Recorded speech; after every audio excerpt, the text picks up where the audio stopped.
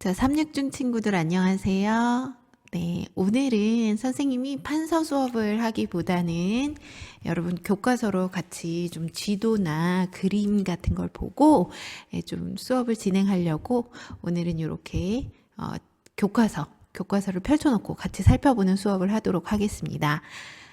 여러분 교과서 어디 피시면 되냐면 182페이지, 183페이지 여기 피시면 되고요. 우리 저번 시간에 어디 배웠죠? 우리 어디 배웠죠? 자, 저번 시간에는 선생님이 판서 수업을 했는데 바로 대공황하고 전체주의 배웠고 여기 이제 히틀러 좀 얘기를 했습니다. 여기 주제탐구 숙제를 내줬는데 1번에 가와 나의 공통으로 주장하는 핵심 내용은 국가예요. 요거 모르겠다는 친구들이 좀 있어서 답을 알려드리고요. 나를 토대로 히틀러의 나치당이 인권을 유린한 사례는 바로 이제 유태인들 학살한 거, 홀로코스트 이런 거 써주시면 되겠습니다. 저번 시간에 배운 거 기억나죠? 바로 전 시간이라 크게 대공황으로 경제가 어려워졌고 독일이나 이탈리아나 일본 같은 나라가 전체주의 사상을 통해 가지고 개인보다는 단체적인 것을 통해서 개인의 희생을 강요하고 모든 경제를 이제 전쟁으로 해결하려고 하는 욕심을 부리는 추축국이 되었습니다. 자, 오늘은 본격적으로 그 2차 세계대전 정리를 하도록 하겠어요. 여러분 2차 세계대전 좀 많이 들어봤죠? 2차 세계대전. 3차 세계대전은 들어보셨어요? 3차 세계대전? 3차 세계대전은 안 들어봤죠? 왜 3차 세계대전이 안 일어났을까요? 2차 세계대전까지 일어나고 더 이상 3차 세계대전은 아직 일어나지 않은 상태입니다. 그 이유는 2차 세계대전 때 너무 많이 죽어가지고 세계가 다 죽을 듯이 아팠어요. 그래서 만약에 3차 세계대전이 일어나면 그냥 지구는 종말이다, 끝났다, 다 파멸이다, 다 서로 죽인다, 이런 두려움과 지금 그런 게 있습니다. 그래서 어쨌든 1차, 2차 세계대전의 결과 덕분에 좀 나름의 평화를 지금 유지하지 않나 싶어요. 크게 다쳐보니까 우리가 조심해야겠구나 이런 생각이 드는 거죠. 역시 경험이 중요하긴 한데 이 경험이 너무너무 힘들고 아팠습니다. 우리가 직접 겪은 경험은 아니라 우리가 막 많이 공감을 할 수 있는 상황은 아니지만 우리가 역사 공부를 통해서 이걸 또 배워야 되는 이유가 다시는 이런 일이 나지 않도록 하기 위해 우리가 그 시대에 살아보지 않았지만 그 시대의 가슴 아픈 사건들을 살펴보면서 앞으로 우리의 역사 속, 우리 인류 역사에 다시금 아픈 상처가 일어나지 않게 하길 바람입니다. 늘 선생님이 얘기하죠. 역사 공부의 어떤 중요성. 예. 자, 오늘은 이 교과서를 통해서 좀 이런 사진 자료나 그림, 지도, 그다음에 여러 가지 내용을 한번 정리해 보도록 하겠습니다. 한번 학습 목표, 우리가 무엇을 배울지 알아볼까요? 제2차 세계대전 중에 수많은 사람들이 인종주의의 희생양으로 목숨을 잃는 등 대량 학살이 일어났어요. 또 원자폭탄을 비롯한 대량 살상 무기가 등장하여 사람들을 죽음의 공포로 몰아넣었어요. 이렇게 많은 사람들이 희생당한 제2차 세계대전을 통해 인류는 어떤 교훈을 얻었을까요? 자, 아까 선생님이 말씀드린 것처럼 2차 세계대전을 통해서 우리는 지금까지 물론 소규모의 전쟁은 있었지만 3차 세계대전이 일어날 정도로 지금 크게 전쟁이 일어나서 서로 학살하고 막 죽이고 그러지는 않았어요. 아직까진. 물론 부분적으로는 있었지만. 자, 여기 보면 아우슈비츠 수용소 안의 어린이, 요거는 유태인들입니다. 히틀러가 아주 유명한 짓거리를 하나 했는데 유태인들을 학살했죠. 홀로코스트라고 해서. 그 하필이면 왜 유태인을 죽였을까? 유대인이라고 하는데 이 유대인은 여러분이 우리 학교는 또 성경책에 굉장히 가까운 학교잖아요. 이 성경책 구약성서에 나오는 많은 민족들이 다 유태인입니다. 바로 지금의 이스라엘 민족이 유태인이에요. 이 유대인들은 결국에는 여러분 성경 공부 저보다 많이 해서 아는 친구도 있을 거예요. 결국 이 유태인들은 나라를 어떻게 됐어요? 잃고 대부분의 그 유태인들이 떠돌이 생활을 하고 또 주로 유럽에 와서 망명 생활을 많이 했습니다. 그러나 이들은 자기네 종교인 유대교를 철저히 믿고 유대교의 어떤 관습, 풍습, 그들의 문화를 다른 나라에 가서 살았음에도 불구하고 꾸준히 지켜서 그들끼리의 어떤 문화를 계속 유지해가고 그들끼리 같이 어울려서 살았어요. 예. 근데 얘네들이 정말 머리가 좋아요. 여러분, 머리 좋은 사람으로 우리가 딱 떠오르는 인물이 누구죠? 맞아요. 아인슈타인. 우리 어렸을 때 아인슈타인 우유 많이 먹었죠. 엄마가 이거 먹으면 똑똑해진다고 해서 DHA가 많이 들어가 있는 아인슈타인 우유를 먹었는데 그 아인슈타인이 바로 유태인 출신입니다. 유태인 참 머리 좋으신 분들 많아요. 뭐 탈무드나 성경책 쓰신 분들도 대부분 유태인이죠.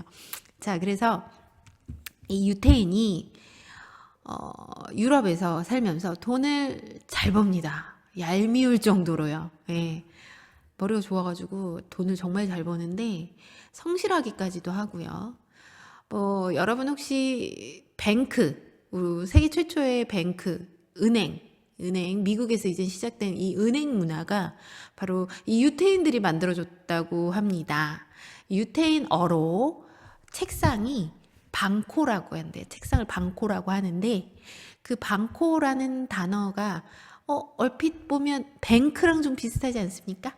그래서 유태인 애들이 책상 하나를 놓고 이 돈을 꿔주고 돈을 빌려주고 이자를 해주고 이런 것들에 대한 셈을 유럽에서 하기 시작을 했대요. 이게 뭐죠? 은행이죠. 돈을 꿔주고 돈을 너가 나한테 맡기면 내가 이자를 주고 뭐 이런 것들이 은행이라는 어떤 업무잖아요. 그거를 최초로 체계화시키고 좀 틀을 잡고 아주 계산에 능했던 민족이 유태인이었고 그 유태인이 유럽에서 이 방코 책상 하나 두고 그렇게 돈을 빌려주고 꿔주고 이자를 주고 이러는 과정을 통해서 그 책상이란 단어인 방코가 지금의 뱅크가 된 겁니다. 대단하죠? 예. 그리고 하여튼 유태인들은 머리가 많이 좋아요. 얄미울 정도로. 그래서 유럽 사람들이 유태인들 원래 안 좋아했어요. 그러니까 히틀러가 유태인을 안 좋아한 게 아니라 유럽 애들이 엄청 안 좋아했습니다. 유태인 얄미워 막 이런 식으로. 그래서 어떻게 보면 유럽 사람들한테 뭔가 지지를 받고 응원을 받고 그들의 스트레스 받는 마음을 좀 얄미워 유태인이 얄미워하는 그 마음을 이렇게 긁어준 거죠. 어떻게 보면 히틀러가 유태인 죽이자. 쟤는 나쁜 놈이다 하면서 죽이는 거를 일종의 다른 유럽인들이 시원하게 생각을 했다고 합니다. 좀 그렇죠. 예. 남 잘 되는 꼴을 못 보는 어떤 그런 심보. 예. 그래서 이제 히틀러가 등급을 매겨요. 꼭 무슨 인도의 카스트 제도처럼 인종 청소를 해야 되는 1등급 애가 그러니까 제일 먼저 청소를 해야 되는 애가 유태인 1등, 2등이 아프리카, 아시아, 3등이 아메리카, 이렇게 갑니다. 예, 우리 아시아는 2등인가 3등인가 그래요. 아무튼 그런 식으로 이제 유태인 학살을 통해서 좀 지지도를 얻고 예, 유럽의 그 독일의 팽창주의를 이제 펼치게 되죠. 난징 대학살은 일본이 중국을 점령하면서 난징에서 사람들을 어마어마하게 죽입니다. 이것도 아주 유명하고 그래서 중국 애들도 일본 애들 싫어해요. 우리 당연히 싫죠. 우리한테 제대로 된 사과를 하지 않고 또 독도 문제도 있고 하는데 중국 애들도 그에 못지않게 일본을 별로 좋아하지 않습니다. 자, 요렇게 학습 목표하고 자 2차 세계대전 본격적으로 한번 순서를 정리해 보도록 할게요. 자, 2차 세계대전 순서예요, 이게. 맨 처음에 이제 독일이 폴란드를 침공하고 독일이 파리를 점령하고 독일이 소련을 기습하고 일본이 진주만을 기습하고 노르망디 상륙작전이 시작되고 독일이 항복하고 일본이 항복하면서 이 전쟁이 이제 마무리가 되는데 여기 독일이란 나라가 이제 독일 바로 옆에 폴란드가 있죠. 이 폴란드를 침공하면서 2차 세계대전이 시작이 됩니다. 독일은요, 2차 세계대전 하기 전에 소련하고 독소 불가침 조약이라고 해서 서로 뭐 하지 않겠다? 싸우지 않겠다. 그러니까 독일이 소련하고 이제 싸우지 않겠다고 라인을 딱 정해요. 난 소련 안 쳐들어갈게. 왜냐면 독일은 지금 지정학적 위치를 보면은요, 프랑스와 소련 사이에 있기 때문에, 이 가운데에 있기 때문에 양쪽 다 뭐가 있어야 돼요? 군부대가 있어서 이 양쪽 다를 막아야 돼요. 우리 1차 세계대전 때 독일이 동부전선 막 동부전선을 맨 처음에 막 군대를 갖다 놓다가 막 왔다 갔다 했어요. 하여튼 1차 세계대전 뭐 그렇게 자세히 알 필요 없지만 중학교 친구들은, 그러니까 동부전선, 서부전선을 왔다 갔다 하면서 정신없이 전쟁을 했는데 이제 독일이 아는 거죠. 아, 한쪽은 조금 뭐 해놔야 돼요. 막아놓고 한쪽에만 집중을 하는데 이제 독일이 이제 프랑스 쪽 해가지고 영국 요쪽을 먹으려고 이제 소련하고 이제 독소 불가침 조약 서로 쳐들어가지 않겠다고 이쪽은 막아놓고 폴란드 먹고 이제 프랑스로 나갑니다. 그러고 이제 유럽 되게 많이 먹고 오랫동안 나름 한 5, 6년 동안 유럽을 지배한다고 생각하시면 돼요. 그리고 요때에 일본도 독일하고 이탈리아의 이런 전쟁을 보면서 자기네들도 그에 못지않게 이제 아시아를 먹죠. 아시아를 먹다가 어디까지 점령을 하냐면 동남아시아를 먹게 되는데, 이 동남아시아는요, 그때 당시에 우리 저번 시간에 배웠다시피 동남아시아는 영국하고 프랑스가 많이 먹고 있는 식민 지역입니다. 근데 거기를 일본이 점령을 하니까 영국하고 프랑스가 이제 미국한테 도움을 요청하고 미국이 경제적 봉쇄를 해버려요. 경제적 봉쇄를 해버려서 이제 일본이 화가 나가지고 가미까지 등콩대를 통해서 진주만을 기습 공격을 하죠. 뭐 이런 것들을 한번 쭉 정리해 같이 해볼까요? 네. 독일이 소련과 상호 불가침 조약을 맺고 폴란드를 침공하며 제2차 세계대전이 시작됩니다. 자, 아까 말씀드린 것처럼 독일은 이제 폴란드를 우선 공격하면서 2차 세계대전이 시작됐고요. 그 전에 소련하고는 이제 전쟁을 하지 않겠다. 상호 불가침 조약, 서로 불가침, 침략하지 않겠다라는 뜻입니다. 그래가지고 이제 2차 세계대전이 시작되고, 그 다음에, 그러니까 동부를 우선 안전빵으로 이렇게 막아놨죠. 동부를. 그리고 서부로 나가는데 서부에 누가 있어요? 프랑스. 이 프랑스의 수도가 파리죠? 영국과 프랑스는 연합하여 독일의 침입에 대응합니다. 그러나 독일은 프랑스의 수도 파리를 함락하는 등 승리를 계속합니다. 독일이 정말 전쟁 준비를 많이 했대요. 오랫동안. 이제 히틀러가 정권을 잡고 나서 초반에는 약간 히틀러가 전쟁 준비 안 하고 약간 온건하고 부드러운 척을 했다고 합니다. 초반에 독일 국민들이 히틀러 정치가 좀 부드러워지네 하는 느낌이 들을 정도로 되게 온건하게, 급진적이지 않고 온건하게 부드럽게 정치를 했는데, 그 이유는 주변 나라들한테 의심받지 않기 위해서. 그러면서 뒤로 몰래 이제 전진 준비를 했다고 하죠. 그리고 히틀러가 이제 여기 폴란드를 침공하고 이제 프랑스를 먹는 과정에서 아주 빠르게, 그러니까 탱크와 전투기를 빠르게 하고, 그러니까 탱크와 전투기를 맨 처음에 배치를 해서 막 폭격을 한 다음 그 뒤에 많은 보병이 뭐예요? 걸어다니는 병사. 그 보병을 이렇게 쫙 뿌립니다. 그러면서 정신없게 만드는 거예요, 프랑스 애들을. 프랑스 애들은 생각보다 독일이 너무도 많은 무기와 탱크를 끌고 내려와가지고, 쟤네 뭐지? 저 탱크 처음 봐! 막 이런 식으로 이제 당황하고 놀라는 과정에서 이미 점령을 당해 버린 거예요. 그래가지고 여태 영국이 이제 프랑스 도와주겠다고 군사를 미친 듯이 보냈는데 프랑스가 이미 항복을 해버려요. 예, 그래가지고 영국 군인들이 이제 도망갑니다. 그리고 덩케르트 철수 작전이라고 하는데, 덩케르트라는 영화도 있어요. 2차 세계대전 배경으로 하는 영화도 있는데, 그때 이제 영국의 수상 처칠에 또 활약상이 있었고, 어쨌든 프랑스 먹힙니다. 프랑스 먹힌데 여기가 이제 개선문이에요. 프랑스의 유명한, 그쵸? 예. 그다음에 선생님, 독일의 소련 기습. 맞아요. 독일은 원래 뭐 하면 안 돼요? 소련하고 싸우면 안 되는데 소련을 갑자기 공격을 하게 됩니다. 이후 연합국이 반격하며 전쟁이 장기화됩니다. 이에 독일은 소련을 침공하지만 추운 날씨와 소련의 반격으로 고전합니다. 자, 아까 말씀드렸다시피 독일이 이제 프랑스를 먹고, 영국도 이제 공격을 해요. 영국 런던에 가가지고 이제 그 전투기. 옛날에 선생님이 수업 시간에도 얘기했다시피 영국은 섬나라니까 공격하기가 되게 힘든 나라인데 이젠 비행기가 등장하면서 영국이 깜짝 놀라게 되죠. 이제 공중에서 막 폭격을 하니까. 그래서 영국의 런던에다가 또 폭격을 하고 뭐 영국하고 싸웁니다. 그러나 어쨌든 저쨌든 좀 버텨요, 영국은. 근데 전쟁이 이제 장기화가 됩니다. 이 전쟁이라는 거에 대해서 여러분 좀 관심 있는 친구들은 아시겠지만 전쟁에서 제일 중요한 건 뭘까요? 뭘까요? 싸움 잘하는 거? 뭐 그것도 중요하죠. 전쟁은 바로 먹는 겁니다. 식량.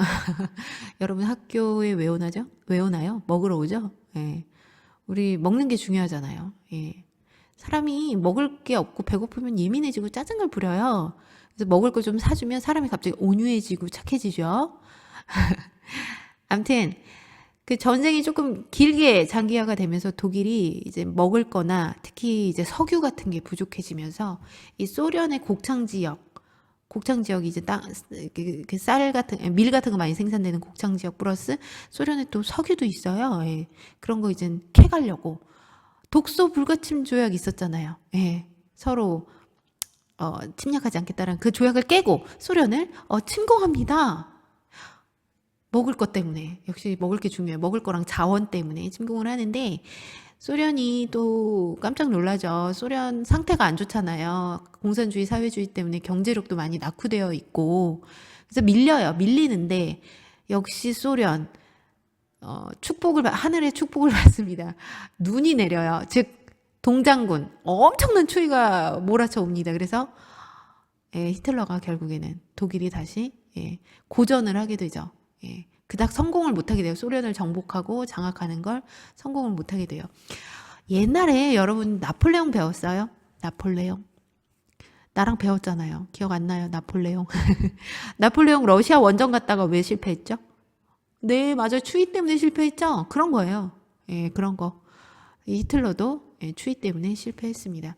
역시 사람이라는 게 아무리 기술이 뛰어나고 뭔가 무기가 뛰어나더라도 그 어떤 자연 환경에 있어선 그리고 인간의 본능인 배고픔에 있어선 다 무너지나 봐요. 역시 자연은 위대합니다.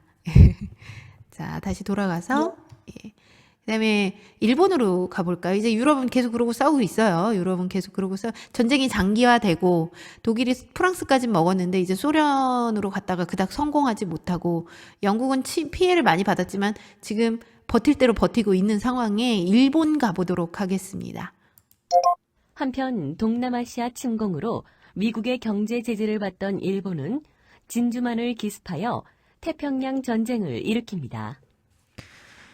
자, 일본이란 나라는 원래 우리 한반도만 식민 지배한 걸로 여러분이 좀 생각하는 친구들이 있는데요. 이것 보세요. 대박이죠? 중국 먹었어요. 근데 중국을 100% 다 못 먹었습니다.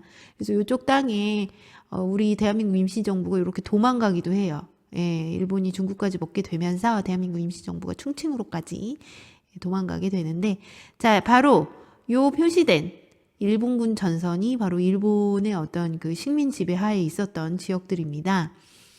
근데 여러분 여기 동남아시아는요, 누가 원래 식민 지배를 했었냐면 영국, 그 다음에 프랑스, 그 다음에 뭐 네덜란드, 그 다음에 필리핀 같은 경우에 나중에 원래는 에스파냐가 먹었다가 나중에 미국이 이거를 먹거든요. 그러니까 여기가 원래 이제 유럽 및 그 미국 애들이 식민 지배하면서 지네가 뜯어먹었던 지역인데 일본이 여기까지 진출을 합니다. 그래가지고 이제 난리가 났어요. 유럽 애들. 지금 2차 세계대전 때문에 힘들어 죽겠는데 식민지까지 지금 뺏기게 생겼잖아요. 그 일본 놈들한테. 그래서 여기에서 이제 미국의 어떤 그 도움을 요청해서 그때 당시 미국이 세계적으로 제일 유명한 석유 회사를 갖고 있었어요. 록펠러가 만든 석유 회사를 갖고 있었는데, 그러니까 석유의 유통 구조가 미국으로 많이 이제 들어가 있는 상태죠. 미국이 유통을 하는 거죠. 미국이 석유 개발하고 유통. 미국이 석유가 많이 나오는 나라는 아니야. 있긴 있어요. 석유가 나오는 곳을 캐서 그거를 판매하는 유통 구조를 미국이 갖고 있었는데 그 석유를 일본한테 안 팝니다. 그럼 일본은 석유를 어디서 구해요? 구할 수가 없죠. 그럼 공장이 돌아요? 안 돌잖아요. 일본이 이미 산업혁명 진행을 통해 가지고 경제 발전이 2차, 3차 산업으로 점점 발달되고 있는데 석유 없으면 큰일 납니다. 그래서 일본이 자기네들이 이제 미국의 경제적 제재를 받았다는 것에 대해서 기분이 나쁜 거예요. 그래서 여기 하와이 진주만을 공격하게 됩니다. 자, 여기에 누가 있냐면요. 바로 미국의 해군 부대들의 본부 기지예요. 여기가 본부 기지인데 여기를 이제 공격을 하는데 때는 바야흐로 일요일이었습니다. 일요일 다들 뭐 하고 있을 때일까요? 쉬고 있을 때죠. 그리고 미국은 이때 당시까지만 해도 적극적으로 2차 세계대전에 참전하는 참전 국가가 아니라 그냥 군수물자만 지원해주는 상황이었어요. 그러니까 적극적으로 참여하고 있는 상황이 아니었던 거죠. 그래서 미국의 해군 부대들은 이 하와이 근처에서 이제 누워서 나름의 오후를 즐기고 있었습니다. 휴일을 즐기고 있었는데 일본에 무슨 부대가 오냐면 가미가제 특공대라고 해서 자살 특공대가 와요. 우리 남학생들 뭐 이런 거 관심 있는 친구도 있을 수도 있겠지만 유도탄 아세요? 유도탄? 어떤 목표물을 잡으면 폭탄이 걔를 끝까지 따라가가지고 빵 하고 쏘는 게 유도탄인데 이때 당시만 해도 유도탄이라는 게 없었어요. 기술이 없었어요. 그래서 어떤 포탄을 쟤한테 쏘고 싶지만 만약에 제가 피하면 그건 이제 완전 제대로 활용 못하고 뽕 터지는 거죠. 너무 아깝잖아요. 더군다나 지금 일본은 석유가 없어요. 제트기를 날릴 만한 전투기를 날릴 만한 석유가 없어요. 그래서 이 가미카제 특공대가 뭐냐면 일본에서 출발해가지고 여기까지 갈 거리만의 석유만 넣어줘요. 그 전투기 안에. 이 가미카제 특공대가 이제 전투기 부대인데 하늘을 나르는 전투기 부대, 폭탄을 갖고 있는. 근데 이렇게 여기까지 갈 때까지밖에 석유를 안 넣어줬어요. 그럼 뭐라는 거죠? 돌아오지 말라는 거죠. 가서 죽으라. 가서 자살을 해라. 누구를 위해? 천황을 위해 가서 자살을 해라. 그래서 가서 이제 이렇게 보세요. 해군 부대를 완전 박살냅니다. 자기 몸을 희생해서요. 이때 공군 이 비행기를 운전했던 이 군인들은 대부분 10대 후반, 20대 초반, 많아봤자 20대 후반 아주 젊은 장병들이었는데 대부분 자살했습니다. 어쩔 수 없죠. 국가가 시켰으니까. 이게 전체주의예요. 개인의 희생을 강요하면서 전체를 유지하자. 참고로 여러분 전체주의를 사회주의랑 같다고, 공산주의랑 같다고 생각하는 친구들이 있는데요. 아니에요. 물론 전체주의랑 공산주의에 좀 비슷한 건 있습니다. 바로 독재라는 틀이 조금 비슷한데 공산주의 국가들이 대부분 독재를 많이 하죠.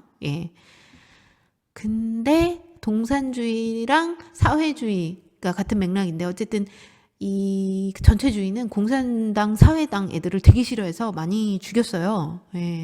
왜냐면 누구나 평등하다 이런 거잖아요. 누구나 평등하면 다른 민족을 공격하면 돼요, 안 돼요? 안 돼요. 유태인 학살하면 돼요, 안 돼요? 안 돼요. 그런 인종주의를 펼치면 안 돼요. 그래서 서로 안 맞습니다. 서로 정치적 성향이 전혀 달라요. 그러니까 여러분 공산주의랑 전체주의랑 같다고 생각하시면 안 돼요. 히틀러를 왠지 빨갱이라고 하시는 분들이 있어요. 히틀러는 공산주의 사상가가 아니라 전체주의 사상가, 나치당입니다. 자, 그래서 아무튼 이 진주만을 공격을 해서 많은 사람들이 죽고 특히 미국은 화가 났어요. 자기네들은 전쟁에 적극 참여하는 것도 아니고 선전포고를 얘네들이 한 것도 아니고 일요일 오후 한가롭게 해군 부대들이 휴식을 즐기고 있는데 갑자기 와가지고 와, 그냥 막 갖다가 몸을 그 전투기를 갖다 박는 거예요. 그 다음에 이제 그 자살 특공대 웃긴 게 그 포탄 안에 사람이 타고 있어서 그 포탄을 운전해서 갖다 박기도 해요. 그러니까 비행기를 갖다 박기도 하고 포탄 안에 사람이 운전할 수 있는 공간을 운전대를 만들어서 그 포탄을 운전해서 그 목표물에 갖다 박아라 네가 이런 식인 거예요. 그럼 그 폭탄을 운전하는 사람들은 어떻게 될까요? 죽는 거죠. 아무튼 좀 일본 이상합니다. 잔인하죠? 근데 여러분, 카미카제라는 단어는 고려 시대 때로 올라가면 이제 일본이 옛날에 고려랑 몽골의 침략을 막은 적이 있어요. 근데 걔네들의 실력 때문에 막은 게 아니라 태풍이 와서 고려랑 몽골의 침략을 물리칠 수 있었는데요. 물리쳤다기보다 운이죠. 예. 그래서 얘네들이 그때 당시에 그 태풍을 신이 주신 선물이다, 신이 주신 바람이다 해서 신풍이라고 하는데 그걸 일본어 발음으로 가미가제라고 합니다. 그 가미가제라는 이름을 따서 태풍의 특공대, 신풍의 특공대, 그래서 신의 어떤 바람으로 바람처럼 그 날아가서 진주만을 공격해서 미군의 해군 부대를 초전 박살내라 라는 게 이 카미카제 특공대의 목표였어요. 자, 그럼 다시 돌아가 보고. 자, 그 다음에 여러분, 노르망디 상륙작전. 상륙작전? 어제 많이 들어봤죠? 우리 6.25 때 인천 상륙작전 기억나요?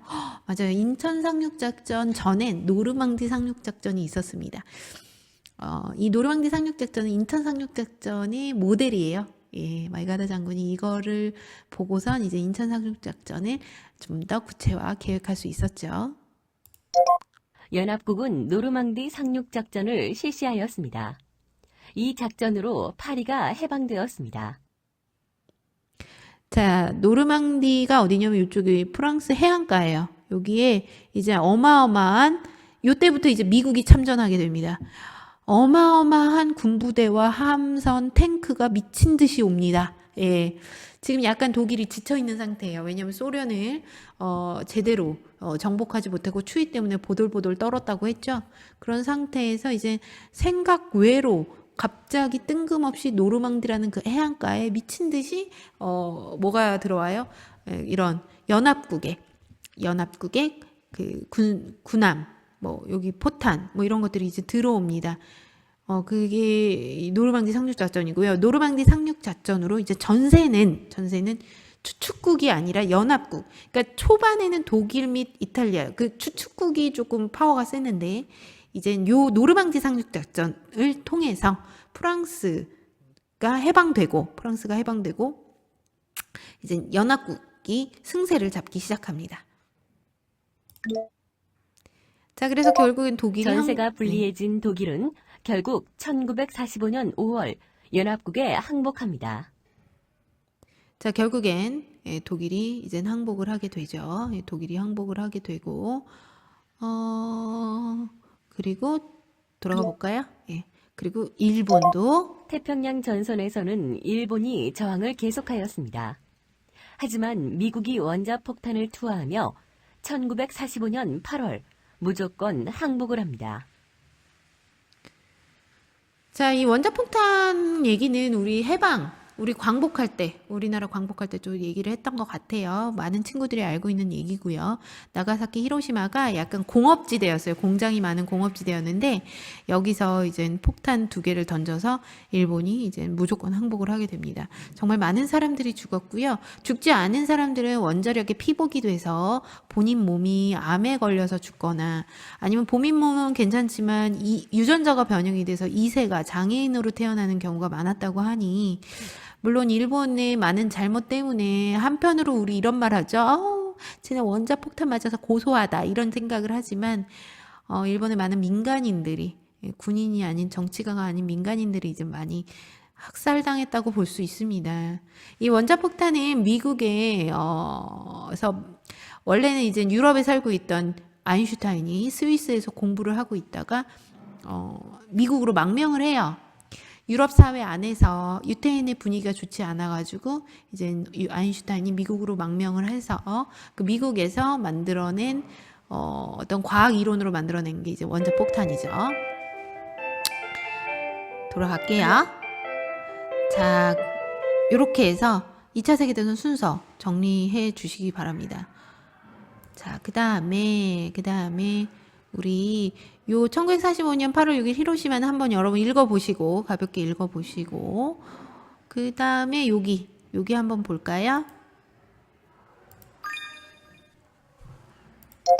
종전이 다가오자 미국의 루스벨트 대통령과 영국의 처칠 수상은 대서양 회담에서 전후의 평화 원칙이 담긴 대서양 헌장을 발표하였습니다.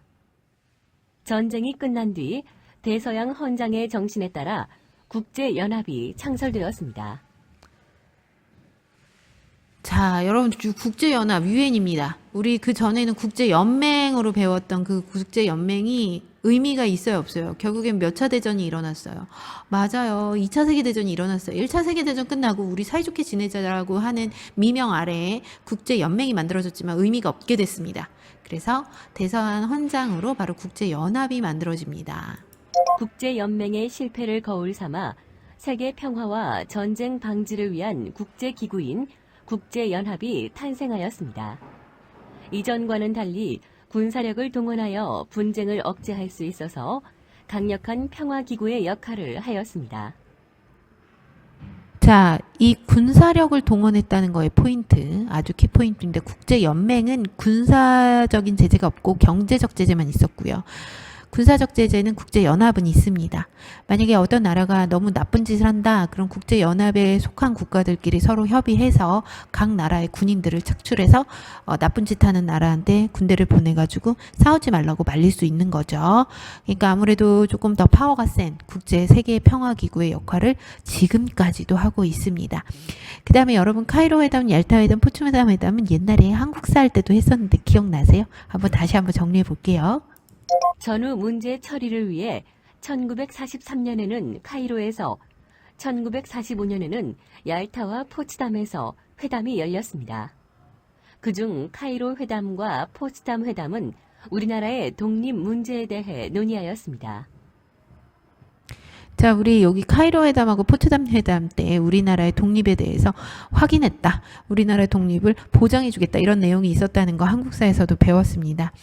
자, 이 대서양 헌장, 카이로 회담, 얄타 회담, 포츠담 회담을 통해서 세계적인 어떤 식민지 제국 시대가 막을 내린다고 볼 수 있습니다. 이제는 강한 나라가 약한 나라, 이제 한마디로 삥 뜯어먹는 짓을 대놓고 하지 말자. 뭐 이런 어떤 거고요. 그 다음에 그걸 통해서 국제연합이라는 조직도 만들어져서 지금의 어떤 현대사회의 기본 틀을 만들어 놓은 각종 세계 회담이고요. 여러분 여기서 이제 그 독일, 이탈리아, 일본 빼고는 나머지는 대부분 이제 연합국이라고 생각을 하시면 되고요. 소련하고 미국이 나름 이 세계대전 끝나고 어떻게 보면은 이 유럽을 도와준 나라가 소련하고 미국이에요. 그래서 유럽이 나중에 반으로 나뉘어요. 미국파랑 소련파로. 예. 우리나라가 그렇게 됐죠. 미국파랑 소련파. 특히 독일이 이제는 나중에 어떻게 되냐. 뒤에서도 공부하겠지만 미국파인 서독, 그 다음에 소련파인 동독으로 나눠서 얘네도 베를린 장벽을 통해 가지고 분단 국가가 됩니다.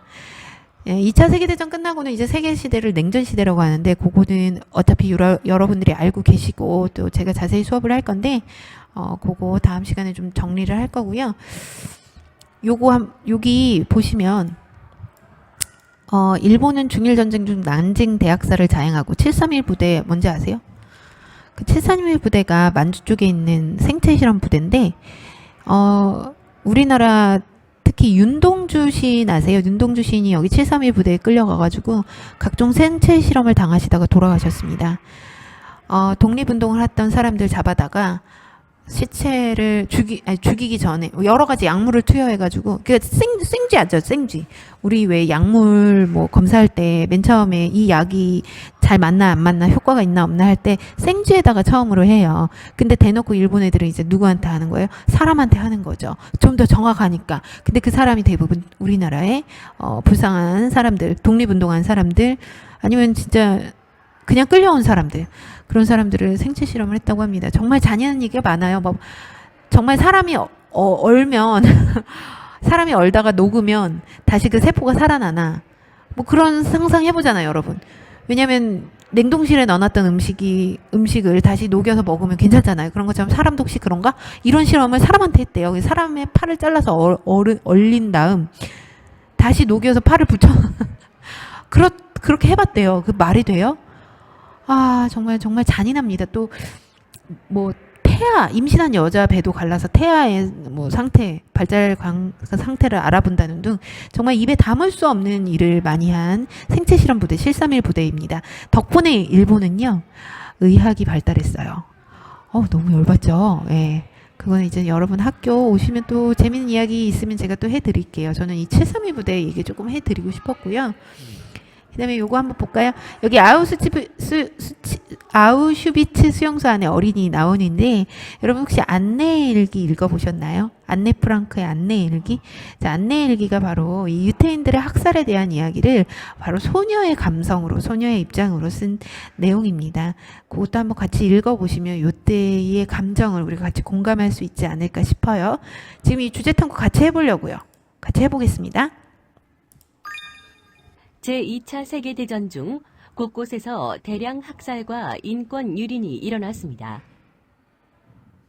자, 위 자료 한 번씩 훑어보겠습니다. 독일은 히틀러가 중심이 되어 유럽 각지의 유대인들을 집단 강제 수용소에 몰아넣고 독가스를 살포하거나 총살 등으로 대량 학살을 하였습니다. 자, 이 독가스 얘기는 1차 세계대전 때 이제 나왔죠. 이 독가스 마시면요, 폐가 녹는다고 생각하시면 돼요. 이런 어린 애들도 독가스를 살포해서 죽였다고 합니다. 그 인종주의라는 개념 때문에. 이게 심리가 그런 심리가 있어요. 우리 이러면 안 되는데, 내가 우월하려면 그냥 나 혼자 우월하면 되는데, 내가 쟤보다 우월해. 이게 더 자극적이고 짜릿하고 더욱더 사람들의 마음을 움직이는 거죠. 그 인간의 더러운 심리를, 그런 어떤 사촌이 땅을 사면 배가 아프다, 뭐 이런 질투의 심리를 이용해서 유태인들을 이런 식으로 학살을 했습니다. 예, 이러면 안 되죠. 내가 중요하면 남도 중요해요. 그래요, 안 그래요? 우리 368 친구들은 서로 배려하는 따뜻한 학생들이라 이런 인종주의적인 학살을 이해하지 못할 것 같아요. 그쵸? 그 다음에 위안부 한번 볼까요? 위안부는 바로 우리나라 역사인데, 일본은 중일 전쟁 중 난징 대학살을 자행하고 731 부대에서 생체 실험을 실시하였습니다. 또한 여성을 일본군 위안부로 동원하여 인권을 유린하였습니다. 자, 특히 이 위안부 얘기는 제가 옛날에 했는가 모르겠는데 종이 치네요. 잠깐만요. 이 위안부를 통해서 그 일본 군인들의 어떤 그 스트레스를 풀어라 해서 이제 우리나라 여자들을 일본군 위안부로 성노예로 활용을 했고요. 보통 이제 이런 말 하면 좀 그렇지만 군인들을 너무 조금 제가 비하하는 발언일 수도 있지만, 전쟁이 터지면 군인들은 정복한 지역에 가서 그 지역의 사람들을 좀 뺏어 먹거나 아니면 그 지역의 사람들을 성폭행하는 경우가 역사 속에 비일비재했습니다. 실제로. 근데 이제 일본군 애들이 이제 동남아시아를 먹는 과정에서 그쪽에 있는 여자들이나 그쪽에 있는 사람들 괴롭히지 말라고 일부러 우리나라 여자들을 위안부로 보내서 일본군 애들이 정복한 동남아시아 지역의 애들한테 나쁜 짓을 좀 덜 했다네요. 그러니까 그 동남아시아 애들이 어머, 일본 애들은 우리한테 나쁜 짓을 덜 하네? 안 하네? 그래서 좋은 이미지가 됐다고 합니다. 너무 정말 우리나라 여자를 이용을 해서 이 동남아시아에 가서 자기네들을 글로벌하게 좀 세계적으로 이미지 좋게 하려고 했던 그런 이용이었다는 것에 너무 악랄하고 마음이 아프네요. 자, 위 자료 가나 사건을 일으킨 나라를 각각 써봅시다. 자, 가는 당연히 독일이고 나는 일본이고요. 위 자료를 보고 전쟁에 대해 경종을 울리는 표를 만들어 보세요. 멋진 표는 를 한번 발표해보는 시간 가져볼까요? 우리? 계약하고? 계약이래. 다음 주에 등교하잖아요. 아무튼 표현은 정답은 없습니다. 여러분 정답은 없고 여러분이 한번 멋지게 표를 만들어 보도록 해보시고 요거 그대로 사진 찍어서 위두랑에 올려주시면 돼요. 자, 오늘 수업 좀 길죠? 꽉 찬 40분 수업 진행했고요. 여러분 다음 시간에는 바로 선생님과 얼굴 직접 보면서 이제 수업을 진행하도록 하겠습니다. 오늘 긴 시간 수업 같이 해주셔서 감사하고요. 우리 학교에서 만나요. 안녕.